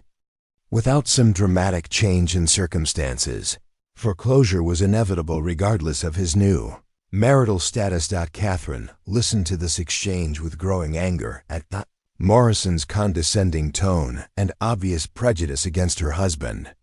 She had spent her entire life observing the subtle power plays that characterized negotiations between men of different social positions, and she recognized Morrison's tactics as bullying disguised as business prudence. "Mr. Morrison," she said quietly, her voice carrying the unmistakable authority of someone accustomed to being heard and obeyed, "perhaps you'd be interested in discussing alternative arrangements that might benefit both the bank and my husband's operation." The banker's eyebrows rose in surprise at being addressed directly by a woman in what he clearly considered a masculine domain. Frontier society was more egalitarian than Eastern establishments in many ways, but financial negotiations remained largely male preserves, where wives were expected to remain silent, unless specifically invited to participate. "I'm not sure what alternative arrangements you might have in mind, Mrs. Mitchell," Morrison replied with the carefully neutral tone that men used when addressing women whose social status was unclear. "Banking is primarily concerned with facts and figures rather than theoretical possibilities." Catherine smiled with the kind of dangerous sweetness that her father's political opponents had learned to fear during her years of observing Boston's power struggles. "Then let's discuss facts and figures," she said, producing a small leather portfolio from her handbag with theatrical precision. "I believe you'll find these documents quite illuminating." The papers she spread across Morrison's desk were the result of 3 days of intense preparation, during which Catherine had drawn upon every skill learned during years of managing her father's social and political correspondence. Using information Thomas had provided about local land values, cattle prices, and agricultural potential, she had constructed a detailed business plan that addressed every aspect of the ranch's operations with the kind of analytical precision that banks claim to value. "As you can see," she continued, pointing to carefully prepared charts and calculations, "the ranch's problems are primarily related to cash flow rather than fundamental viability. The land itself is worth considerably more than the outstanding debt. The cattle operation has strong potential for expansion, and there are additional revenue streams that haven't been fully explored." Morrison studied the documents with growing surprise, clearly not expecting such sophisticated financial analysis from a frontier ranch wife. The projections were realistic but optimistic, based on solid research rather than wishful thinking, and they painted a picture of an operation that could indeed become profitable given proper management and adequate time. "These numbers assume significant improvements in both market conditions and operational efficiency," he observed, though his tone had shifted from dismissive to genuinely interested. "What makes you confident that such improvements are achievable?" "Experience with similar challenges in different contexts," Catherine replied smoothly, allowing him to interpret her words as reference to her fictional deceased husband's business. activities rather than her actual background in observing political and financial maneuvering, and confidence in my husband's abilities, once he's provided with adequate resources and time to implement necessary changes. The negotiation that followed lasted 3 hours and established Catherine's reputation in Silverton as a woman whose appearance might suggest ornamental femininity, but whose mind operated with masculine logic and determination. By the time they left the bank, Thomas had secured a 6-month extension on the mortgage payments in exchange for accepting slightly higher interest rates and agreeing to additional oversight of the ranch's operations. Walking home through the snow-covered streets, Thomas found himself looking at his new wife with a mixture of admiration and bewilderment. "Where did you learn to negotiate like that?" he asked, genuinely curious about skills that seemed inconsistent with her claimed background as a recently widowed lady from Pennsylvania. "Watching powerful men make mistakes," Catherine replied with a smile that suggested she was enjoying the freedom to use abilities that her previous life had forced her to conceal. Most of them assume that intelligence and education are masculine privileges, which makes them vulnerable to women who've learned to think strategically while maintaining feminine appearances. The explanation revealed another dimension of Catherine's transformation from society ornament to ranch partner. She was discovering that the intellectual capabilities that had been suppressed and redirected in Boston could find practical application in Colorado, where survival often depended on strategic thinking and careful planning rather than social connections and inherited advantages. As they reached the ranch and began the evening chores that would soon become routine, both understood that they had won a battle rather than a war. The 6 months Morrison had granted would be enough to demonstrate their partnership's viability, but only if they could achieve the ambitious goals outlined in Catherine's business plan. The real work of building their legendary love story was just beginning, and its success would depend on their ability to transform theoretical possibilities into practical accomplishments that could sustain both their marriage and their livelihood in one of the most challenging environments on the American frontier. Spring arrived early in 1890, bringing with it challenges that tested every assumption Thomas and Catherine had made about their ability to transform a failing ranch into a thriving operation. The snow began its retreat in March, revealing winter damage that was more extensive than either had anticipated: broken fences, sick cattle, and equipment that had deteriorated beyond simple repair during the harsh months of cold and neglect. Catherine stood in the muddy barnyard at dawn, her breath visible in the crisp air as she surveyed the scope of work that lay ahead. The elegant lady who had fled Boston in silk and lace had been replaced by a woman whose capable hands bore the calluses of honest labor, whose sun-darkened skin testified to hours spent working outdoors, and whose practical clothing showed the stains and tears that came from wrestling with the stubborn realities of frontier agriculture. The transformation had not been easy or without cost. Her first attempts at ranch work had resulted in injuries that ranged from embarrassing to genuinely dangerous cuts from inexpert handling of tools, burns from the temperamental cookstove, bruises from cattle who recognized her inexperience and took advantage accordingly. But each mistake had become a lesson, each failure a step toward competence that Thomas watched with growing admiration and occasional amazement. "Fence lines worse than I thought," Thomas called from the eastern pasture, where he was assessing the winter's toll on their boundary markers. "Going to need at least 200 yards of new wire, plus replacement posts for the sections where the snow brought down whole stretches." The cost of repairs was mounting faster than their limited resources could accommodate, despite Catherine's successful negotiation with the bank. The 6-month extension had provided breathing room, but not working capital, and every expense had to be weighed against their shrinking reserves and the approaching deadline that would determine whether they kept the ranch or lost everything they had worked to build. Catherine had spent the winter months mastering not just domestic skills, but also the complex financial management that successful ranching required. using ledger books that her mother-in-law had left behind. She tracked every expense and income source with the precision of a professional bookkeeper, identifying inefficiencies and opportunities that Thomas's father had either ignored or never recognized.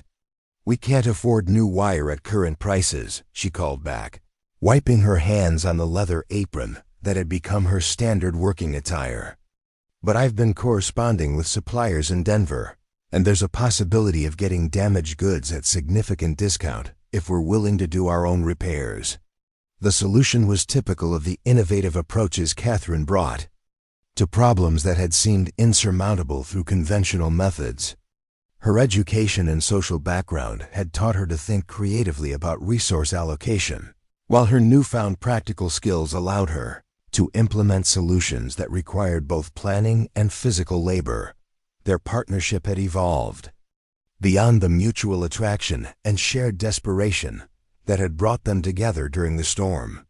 Through the long winter months of working side by side, they had discovered a compatibility that extended to fundamental approaches to problem solving, risk assessment, and long-term planning.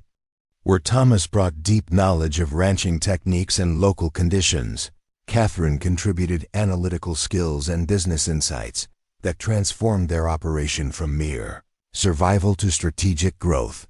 The changes were beginning to attract attention throughout the valley, where neighboring ranchers watched the Mitchell place with growing interest and occasional skepticism.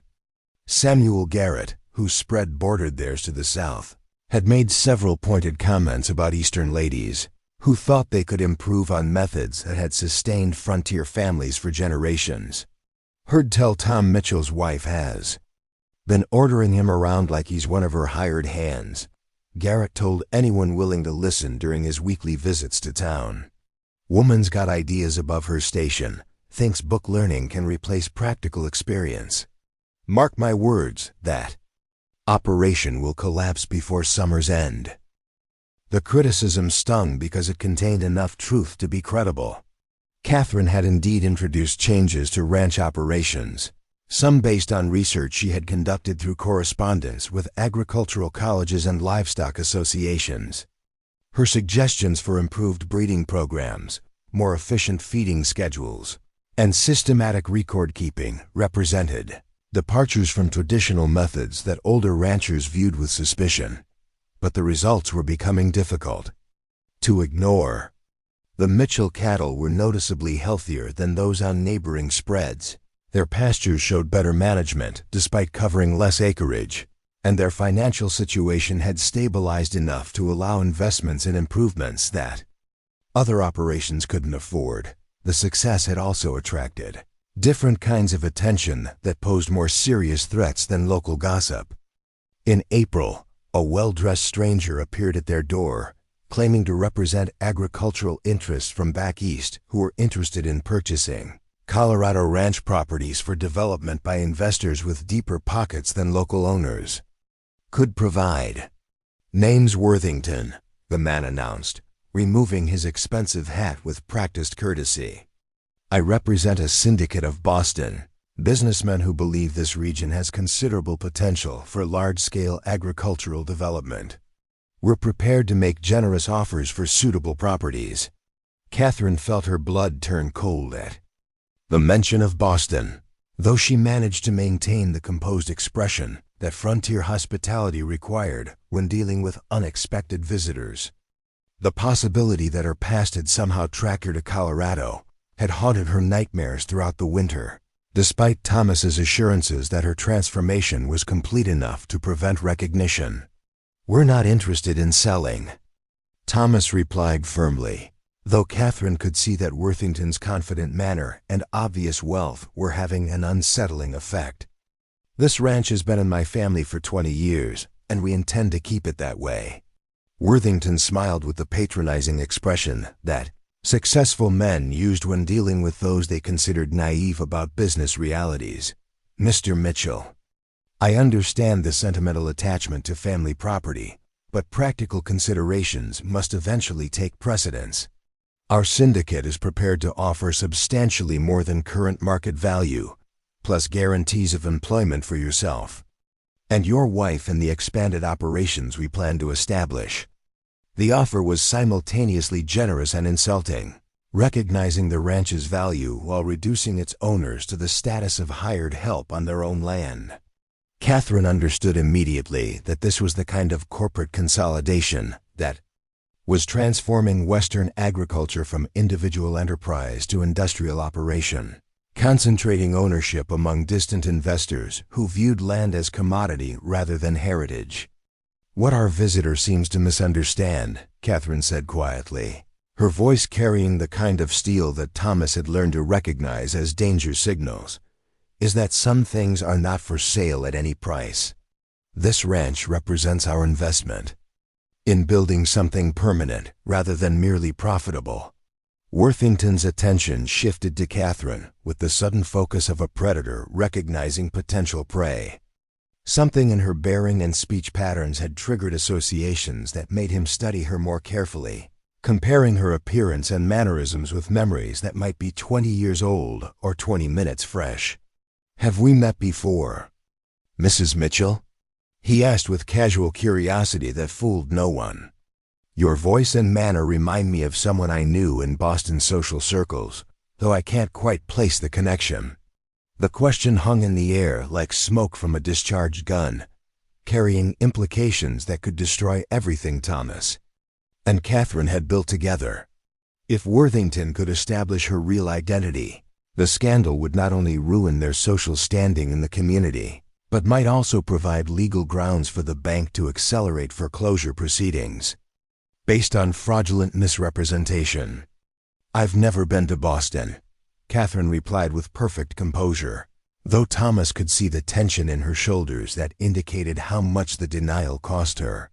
"Perhaps you're thinking of someone else who shares similar features or background." The lie was delivered with such conviction that even Thomas, who knew the truth, found himself almost believing it. Catherine had learned to inhabit her new identity so completely that denying her past felt natural rather than deceptive, a necessary protection for the life she had chosen rather than betrayal of the person she had been. Worthington studied her for another long moment before apparently deciding that his suspicions were unfounded.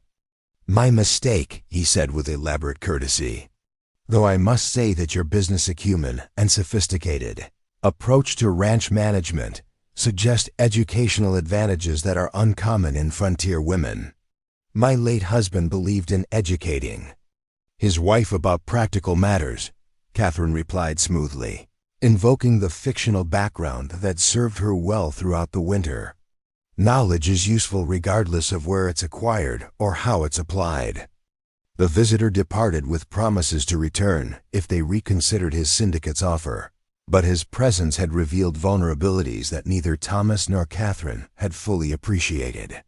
Their success was making them visible to forces beyond their control, while Catherine's past remained a potential weapon that enemies could use to destroy their carefully constructed future. That evening, as they sat on their cabin's porch watching the sunset paint the mountains in shades of gold and crimson, Thomas broached the subject that both had been avoiding since Worthington's departure. "How worried should we be about your identity being discovered?" he asked quietly, understanding that the question involved more than mere curiosity about past secrets. Catherine was silent for a long moment, weighing the various risks and calculating probabilities with the analytical precision that had become second nature during their months of partnership. When she spoke, her voice carried both honesty and determination. "Worried enough to be prepared for complications, but not worried enough to abandon what we've built," she said finally. "Some risks are worth taking when the alternative is giving up everything that makes life meaningful." Their love story was becoming a legend not just because of their dramatic meeting and unlikely partnership, but because of their willingness to defend what they had created against threats that came from both their past mistakes and their present success. The challenges ahead would test not only their business partnership, but their commitment to each other and the vision of the future they had dared to build together. The telegram arrived on a Tuesday morning in late June, delivered by young Billy. Henderson from the depot, with the kind of urgency that suggested its contents were more than routine business correspondence. Catherine accepted the yellow paper with hands that had learned to remain steady despite her racing heart, having dreaded this moment since Worthington's visit 2 months earlier. The message was brief but devastating in its implications. Catherine, Elizabeth Hartwell stop, located Colorado Territory, stop require immediate return Boston stop, legal proceedings, pending stop father. Thomas read the telegram over her shoulder, feeling the careful world they had constructed together suddenly become fragile as spun glass. The formal language couldn't disguise Judge Harrison Hartwell's fury at his daughter's disappearance or his determination to reclaim control over her destiny through whatever legal mechanisms his position provided. "How did they find me?" Catherine asked, though her voice carried resignation rather than surprise. She had always known that her father's connections and resources would eventually penetrate even the remotest corners of the Colorado Territory, but she had hoped for more time to establish herself beyond his reach. "Worthington," Thomas replied, grimly, understanding immediately how the pieces had fallen together. He recognized something about you that day, probably spent weeks making inquiries through Boston's social connections until he could confirm his suspicions. The betrayal felt personal despite being entirely predictable. Catherine had gambled that her transformation would be complete enough to escape recognition, but she had underestimated both the persistence of her father's agents and the distinctive qualities that marked her as a product of Boston's elite social circles.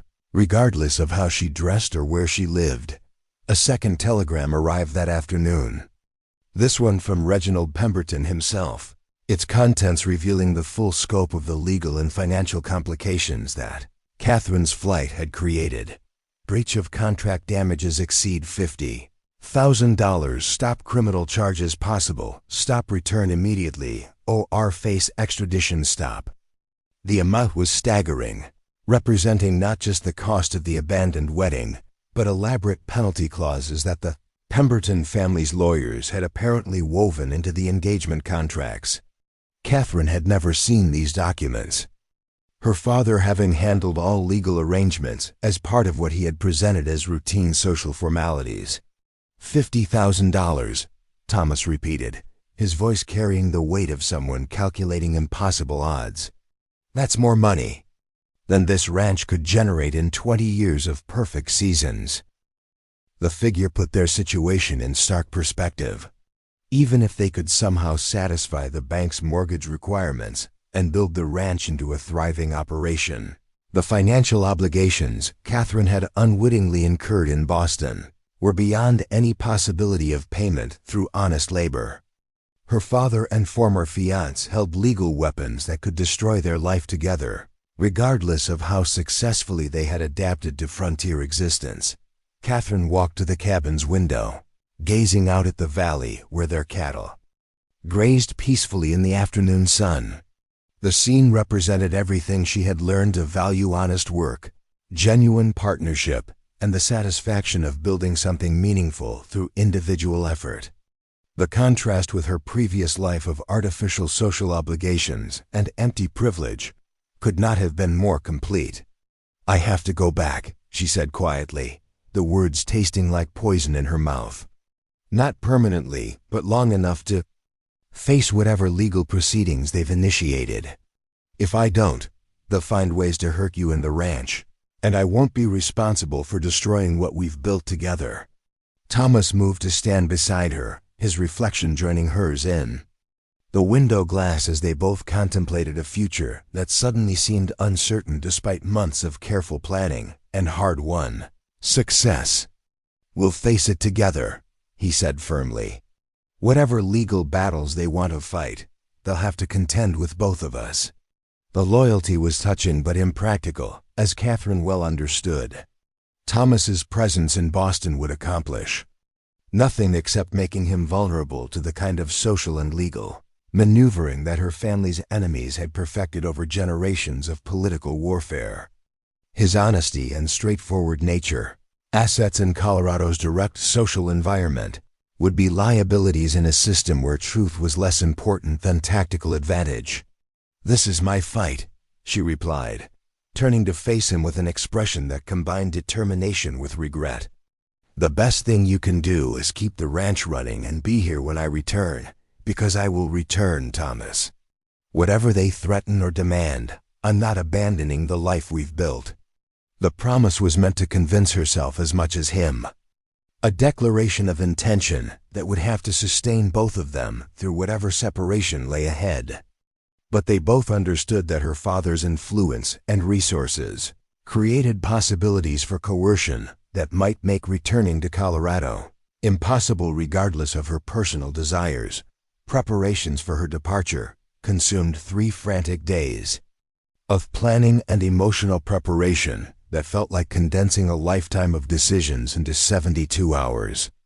Catherine packed the simplest traveling clothes she owned, leaving behind the practical working attire that had become her uniform in favor of garments that would allow her to navigate Boston society without immediately marking herself as a frontier refugee.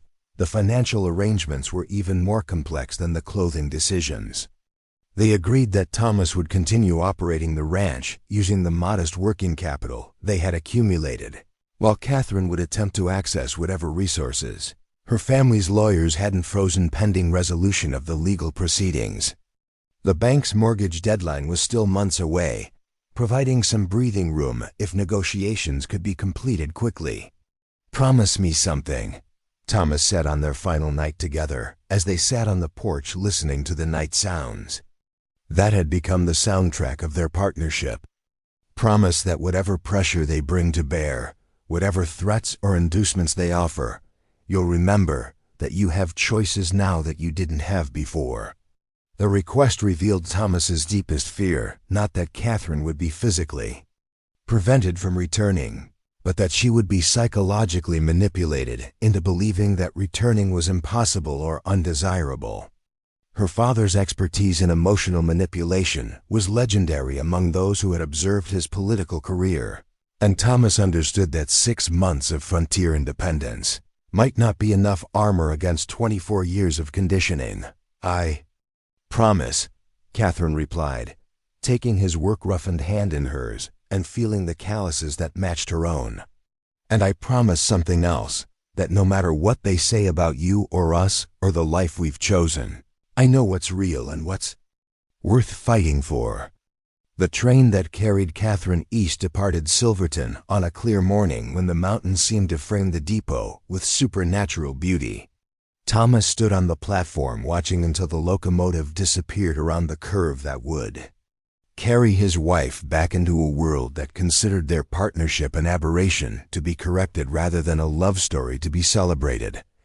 The journey to Boston took 4 days, time Catherine used to mentally prepare for confrontations that would require every skill she had learned during her father's political campaigns.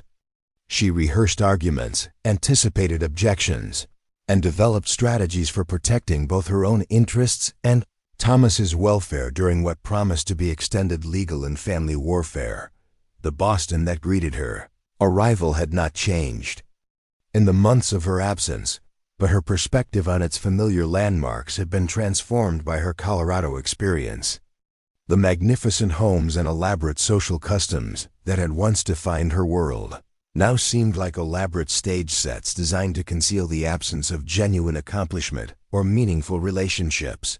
Her father's house stood exactly as she had left it, its imposing facade declaring the family's wealth and influence to anyone who understood the subtle signals of Beacon Hill architecture. But Catherine approached the front door as a visitor rather than a returning daughter, understanding that the woman who had fled this place in a torn wedding dress no longer existed except in legal documents and family memories. Judge Harrison Hartwell received her in his study, surrounded by law books and political memorabilia that represented 4 decades of accumulated power and influence. At 62, he remained an imposing figure whose silver hair and piercing blue eyes had intimidated countless adversaries in courtrooms and legislative chambers throughout New England. "Catherine," he said without rising from behind his massive mahogany desk, his tone carrying the cold fury of someone whose authority had been publicly challenged. "I trust you understand the gravity of the situation your irresponsible behavior has created." The greeting established the tone for what would follow, not a reunion between father and daughter, but a negotiation between adversaries where emotional appeals would be considered weakness rather than persuasion. Catherine settled into the chair across from his desk with the composed bearing she had learned during months of frontier challenges, understanding that this conversation would determine whether her Colorado life represented temporary adventure or permanent transformation. "I understand that my choices have created complications," she replied carefully, "but I don't accept that they were irresponsible.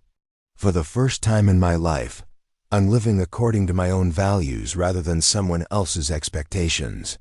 The Declaration of Independence was delivered with quiet conviction that made Judge Hartwell's eyes narrow with recognition. This was not the compliant daughter who had left Boston 6 months earlier, but a woman who had discovered the strength to resist manipulation that had once seemed irresistible. The battle for Catherine's future was about to begin, and its outcome would determine whether love could indeed triumph over power, whether individual choice could prevail against institutional authority, and whether the legend of the freezing bride and the struggling rancher would end in victory or tragedy. The legal battle that would determine Catherine's fate unfolded in Boston's most prestigious courtroom, where 3 generations of Hartwell influence had shaped decisions that affected thousands of lives throughout New England. Judge Harrison Hartwell had orchestrated the proceedings with masterful precision, ensuring that his daughter faced not just breach of contract charges, but potential criminal prosecution for fraud and theft of family property. The Pemberton family's attorney, Winston Blackwood, presented their case with the ruthless efficiency of someone who had built his career, destroying those who dared challenge Boston's established order. The damages he claimed extended far beyond wedding expenses to include projected social and business opportunities that Reginald Pemberton had allegedly lost due to the scandal of Catherine's flight. The defendant's actions, Blackwood declared, to the packed courtroom, represent more than simple breach of contract. They constitute a calculated assault on the institution of marriage itself, a deliberate attempt to undermine the social fabric that holds civilized society together. Catherine sat in the defendant's chair wearing the same simple traveling dress she had worn from Colorado, its practical construction a stark contrast to the elaborate legal costumes that surrounded her. She had refused her father's offer of expensive counsel, choosing instead to represent herself with advice from a young lawyer named David Morrison, who specialized in defending the poor and powerless against Boston's elite. The decision to eschew professional representation was strategic as well as principled. Catherine understood that her best defense lay not in legal technicalities, but in presenting herself as someone who had chosen authentic life over artificial privilege. Every aspect of her appearance and demeanor was calculated to demonstrate the transformation that Colorado had wrought in her character and values. "Your Honor," Catherine said when called upon to present her defense, rising with the confident bearing that months of frontier challenges had instilled in her, "I stand before this court not as someone seeking to escape responsibility, but as someone who has discovered what genuine responsibility means." The courtroom fell silent as she began to speak, her voice carrying clearly to every corner of the chamber, despite her lack of legal training. This was not the frightened young woman who had fled Boston in a wedding dress, but someone who had learned to face adversity with courage earned through experience, rather than inherited through social position. 6 months ago, I was prepared to enter a marriage that would have destroyed everything meaningful about my existence, she continued, making eye contact with jurors who represented the same middle-class values that had shaped her Colorado experience. I was prepared to surrender my identity, my intelligence, and my capacity for independent thought in exchange for social approval and financial security. The admission was devastating to her father's carefully constructed narrative of a spoiled daughter who had temporarily lost her way. Catherine was acknowledging her previous life's limitations while claiming moral authority for rejecting them, transforming her flight from selfish rebellion into principled resistance against an unjust system. Instead, I chose to discover what I could become when freed from expectations that valued my compliance over my character, she said, her voice growing stronger as she found her rhythm. I chose to build something meaningful with a man who values my mind as much as my social connections, who judges my worth by my contributions rather than my inheritance. Judge Harrison Hartwell watched his daughter's testimony with growing alarm, recognizing that her words were having precisely the effect she intended. The jurors, composed primarily of working men who understood the value of honest labor, were responding to her message about choosing substance over appearance, genuine partnership over social arrangement. The plaintiff claims damages of $50,000. Catherine continued, addressing the amount that had seemed impossible when first revealed. But what price can be placed on a human soul? What compensation is adequate for a life spent in service to someone else's ambitions rather than one's own convictions? The rhetorical questions reframed the entire legal proceeding, transforming it from a simple contract dispute into a broader examination of women's rights and individual freedom. Catherine was using the courtroom as a platform to challenge assumptions about marriage, family authority, and social obligation that extended far beyond her personal circumstances.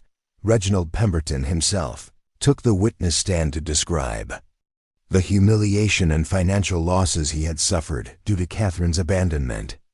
His testimony was precise and legally compelling, detailing specific business opportunities that had been lost and social connections that had been damaged by the scandal of his bride's disappearance.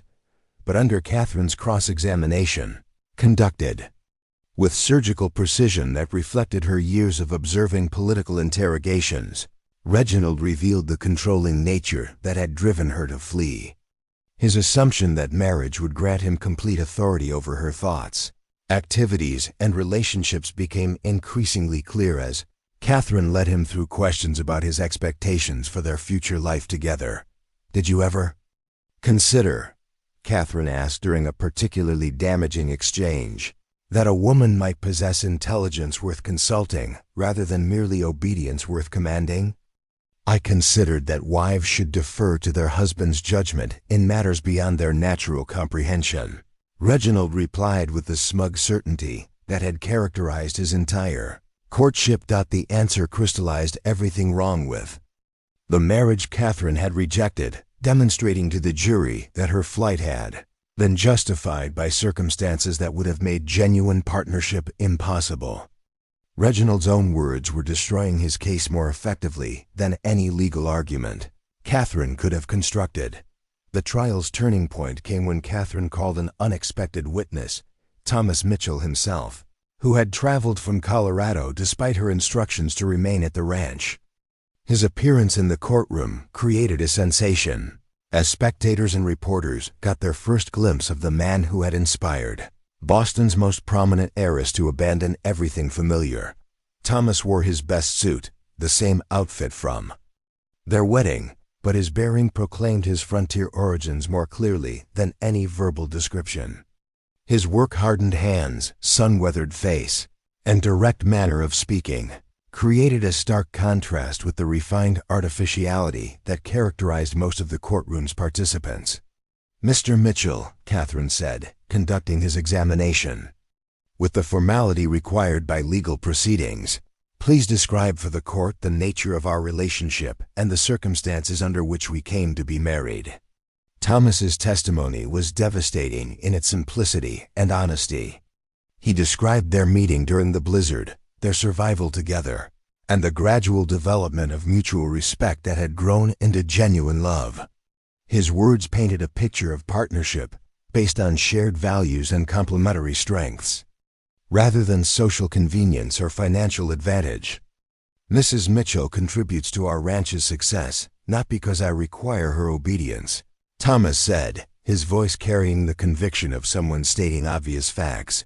But because her intelligence and capabilities make our operation stronger than either of us could achieve alone. The contrast with Reginald's expectations could not have been more complete. Where the Boston heir had demanded submission, the Colorado rancher offered partnership. Where aristocratic privilege assumed authority, frontier pragmatism recognized competence regardless of its source. Judge Hartwell's cross-examination of Thomas was brutal and comprehensive, designed to expose him as an opportunist who had manipulated a vulnerable woman for financial gain. But Thomas's responses, delivered with unwavering honesty and quiet dignity, only reinforced the authenticity of their relationship and the genuineness of his character. "You expect this court to believe," Judge Hartwell pressed, "that you married my daughter out of love rather than calculation, despite her obvious social and financial advantages?" "Your Honor," Thomas replied with the respectful firmness that had served him well in Colorado's egalitarian society, "I married your daughter because she chose to become someone worth loving rather than someone worth possessing." The distinction was profound and final. Thomas was not claiming Catherine as a prize, but celebrating her as a partner, recognizing her transformation rather than her inheritance.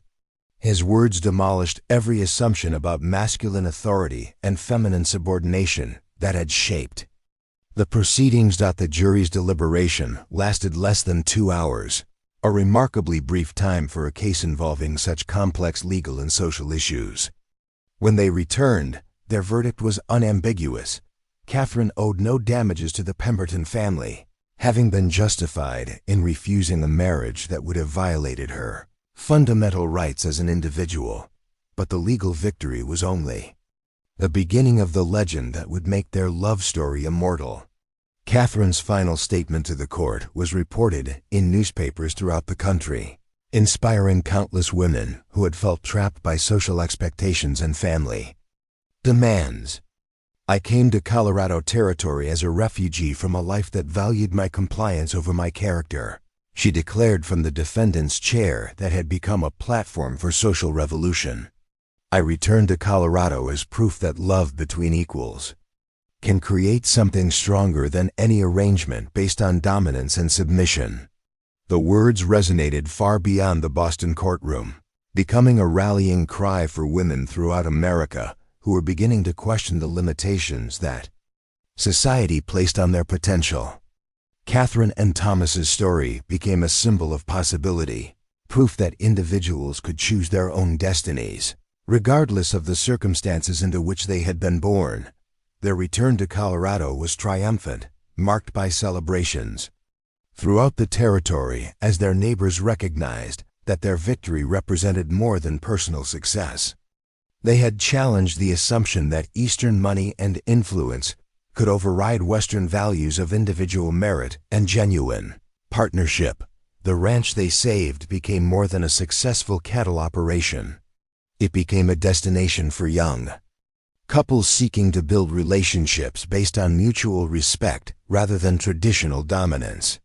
Their example inspired a generation of frontier families who created partnerships that valued both masculine and feminine contributions to building meaningful lives.